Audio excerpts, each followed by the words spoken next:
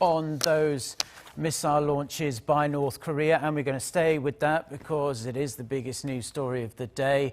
These launches have really reignited calls in the United States for the imposition of further sanctions on the regime, but the Trump administration is it's urging North Korea to cease any further provocations, especially if the regime wants to restart nuclear talks, which many people thought was going to happen after President Trump and Kim Jong-un met at the DMZ. Seung-jae reports.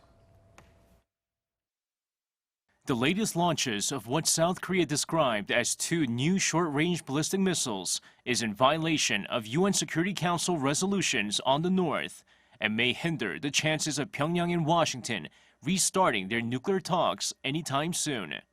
Republican Senator Cory Gardner, chairman of the U.S. Senate Foreign Relations Subcommittee on East Asia, took to Twitter on Wednesday to call on the Trump administration to impose further sanctions on North Korea and its enablers. Democratic Senator Ed Markey, a ranking member of the same subcommittee, said if the reports of the launches are true, they would violate UN resolutions.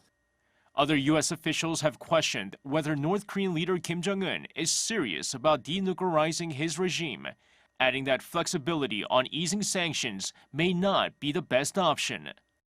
President Trump, who has always praised the North Korean leader and their friendly personal relationship, has yet to comment on the launches.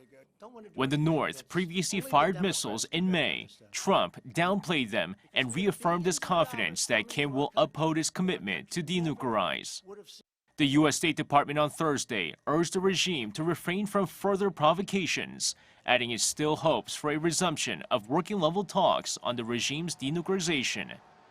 I think what the president has said and what the president has stressed, and the secretary as well, is that we want to have diplomatic engagement with the North Koreans, and we continue to urge the North Koreans to resolve all of the things that the president and that Chairman Kim have talked about through diplomacy.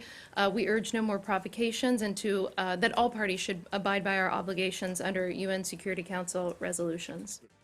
While U.S. Secretary of State Mike Pompeo had hinted at a possible working-level meeting in the coming weeks, observers say the North's latest missile tests might mean that it's a non-starter, at least for the time being.